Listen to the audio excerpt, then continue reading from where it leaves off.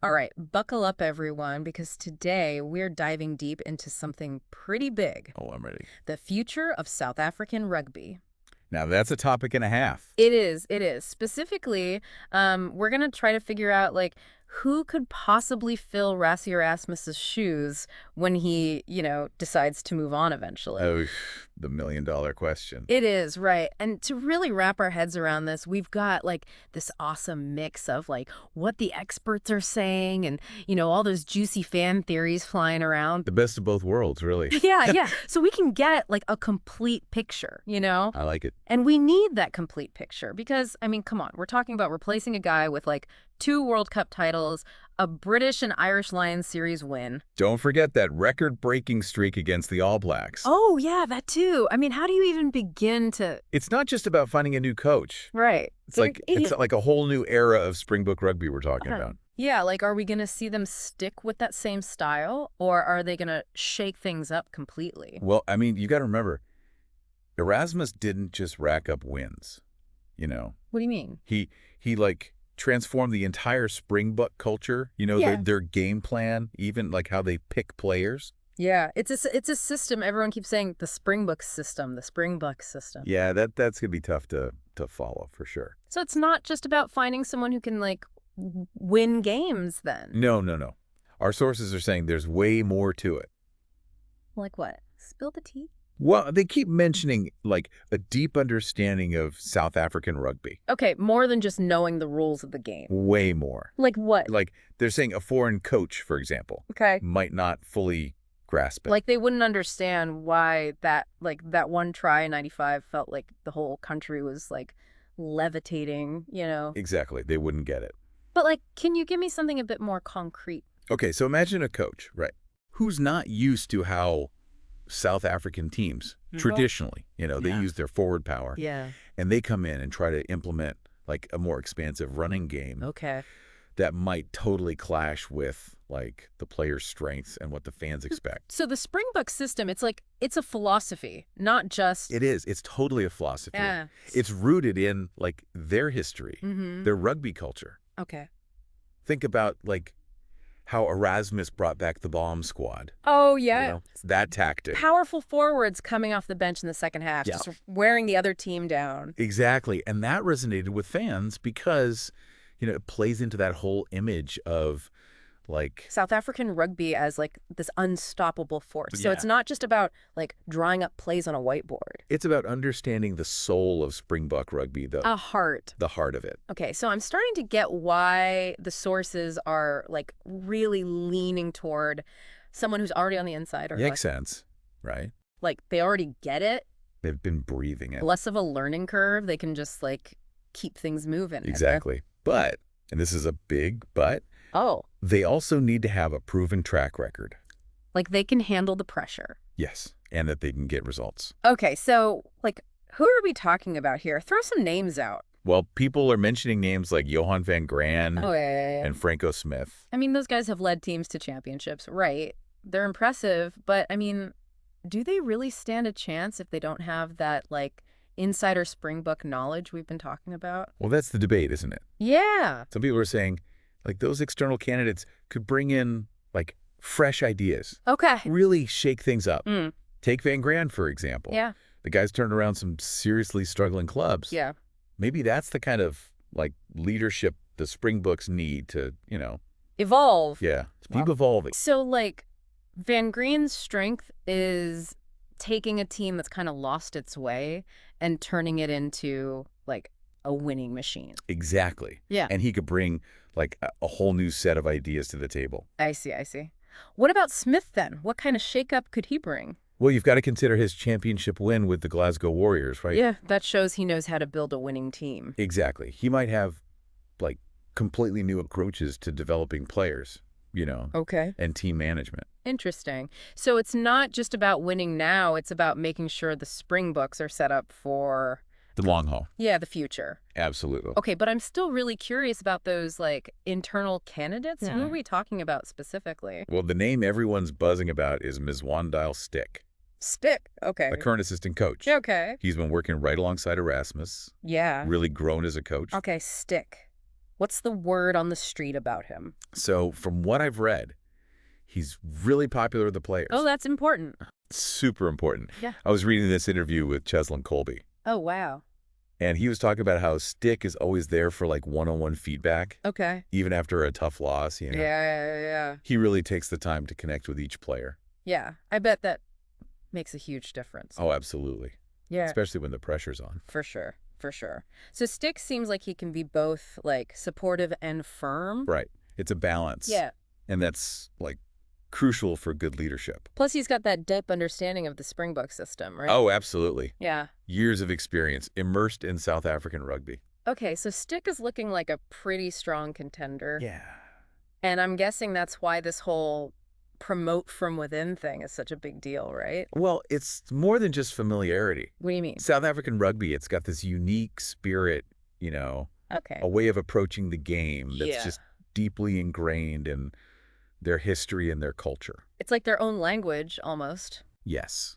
You have to be fluent to really get it. And promoting someone like Stick, who embodies that spirit, who Yeah. understands those, like, unspoken things. Right. That would be a way of protecting their legacy, right? Exactly. So it's not just about tactics and game plans. Right. It's about protecting the soul of Springbok rugby. You got it. It's about making sure that heart and soul stays strong, even with a new coach at the helm. You're getting it. Wow, I'm really starting to understand why this whole decision is, like, such a huge deal for South African fans. It's big. It's not just about winning. It goes deeper. It's about national pride, identity, all of that. You nailed it. And we can't forget, like, the practical side of all this, right? Oh, boy. The sources keep talking about how important it is to maintain that winning momentum that Erasmus built. Right. You keep that going. A smooth transition, that could be the key to keeping the Springboks, like, right at the top. At the top of their game. Yeah, no one wants to see that winning streak against the All Blacks end. Right. No way. Remember that 4th win in a row? Oh, man. History in the making. Yeah, total history. And that's thanks to everything Erasmus put in place, The systems, the strategies, the whole thing. Yeah, so that's another point for promoting from within, right? It shows, like, a commitment to building on what's already working. Right. Yeah. But doesn't it also mean they risk becoming predictable? Oh, that's interesting. Like, if everyone knows what to expect, won't that make the Springboks easier to beat?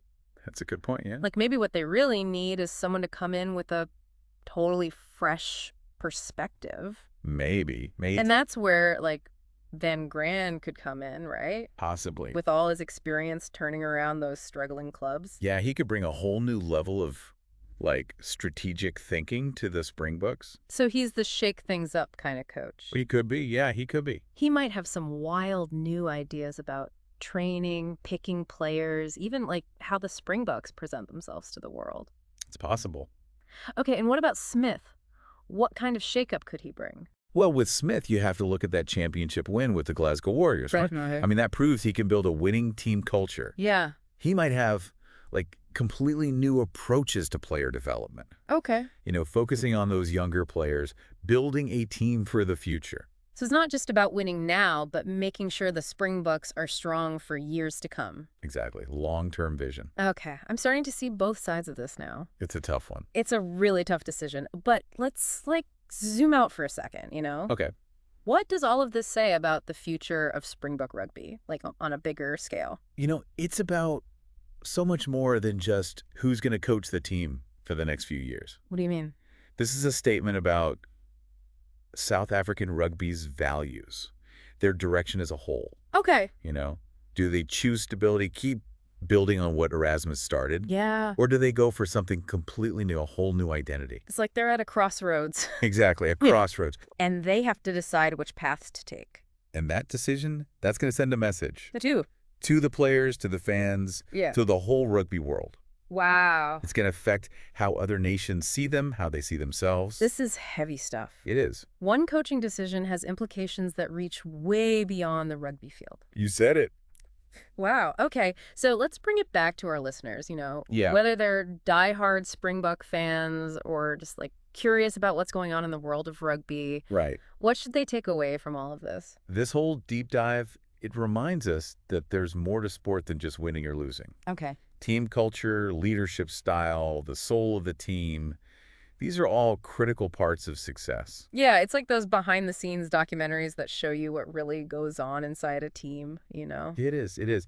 And for the Springboks, this coaching decision, it's personal for the fans. Oh, yeah. It's about who represents their nation, who carries their hopes and dreams. It's about pride, legacy. The future of a sport that's woven into their culture. Yeah, that's a great way to put it.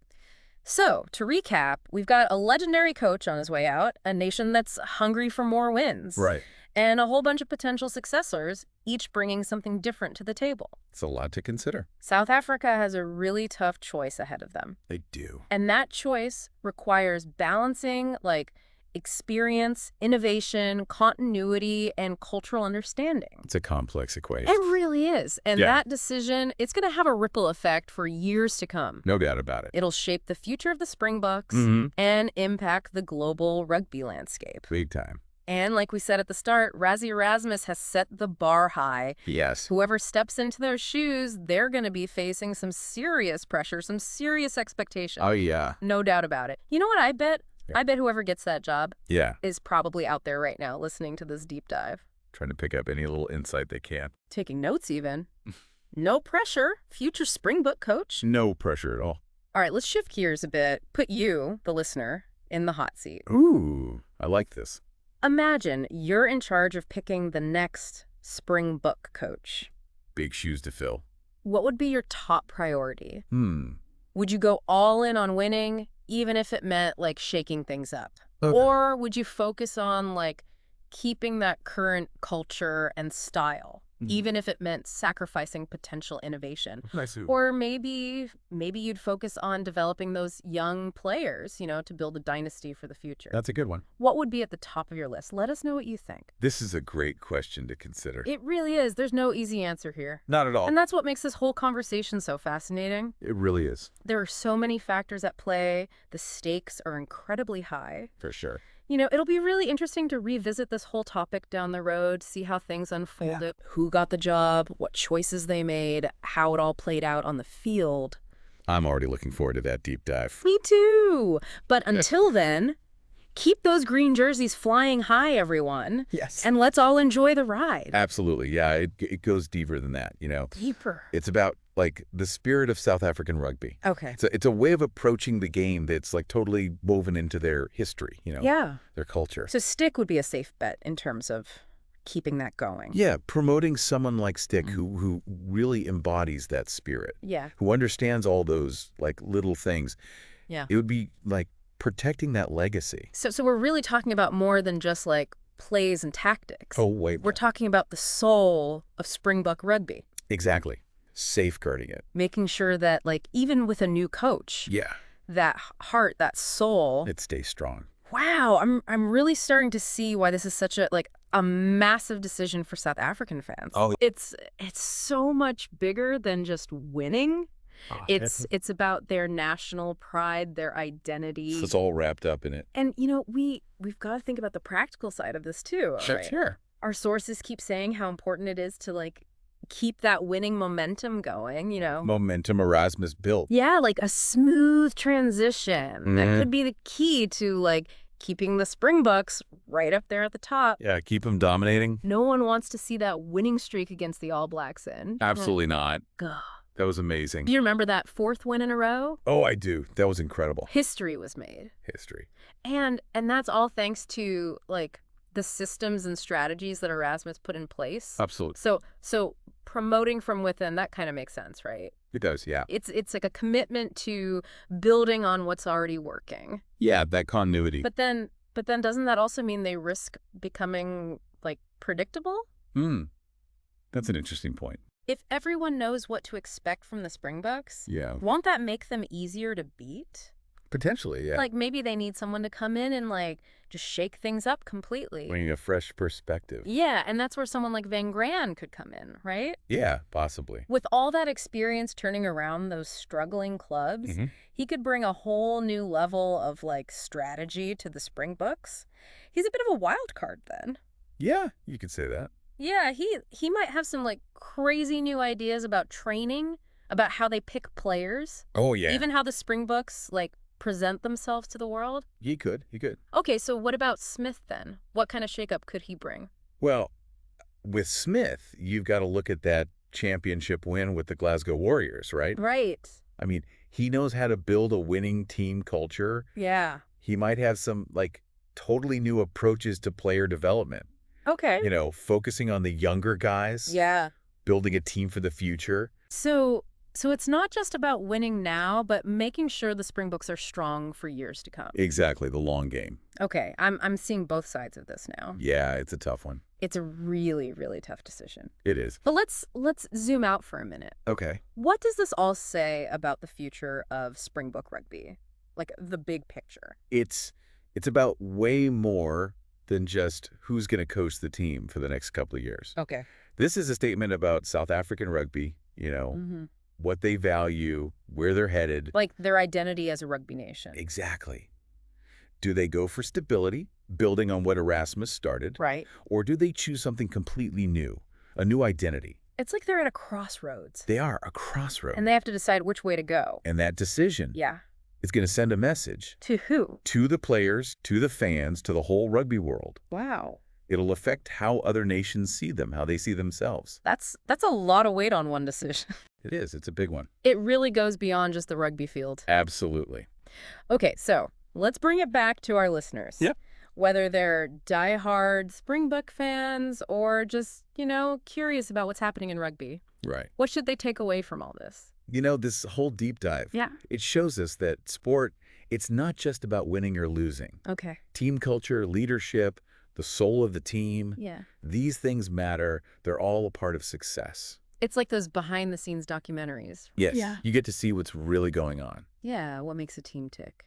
And for the Springboks, this decision, it's personal for the fans. Oh, yeah. It's about who represents their nation, who carries their hopes and dreams. It's about pride, legacy. The future of a sport that's, like, part of their DNA. Okay, so we've got a legendary coach moving on, a nation that's hungry for more wins. They want to stay on top. And we've got all these possible replacements. Each one with their own strengths and weaknesses. It's a tough choice for South Africa. It is. They need to balance experience, innovation, continuity, cultural understanding. It's a lot to juggle. It really is. And whatever they decide, it's going to have ripple effects for years to come.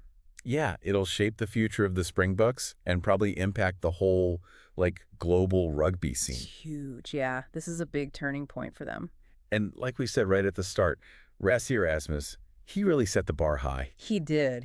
Whoever takes on this job, they're going to have a lot to live up to. A lot of pressure, a lot of expectation. Yeah, absolutely. Sure. You know what I was thinking? What's that?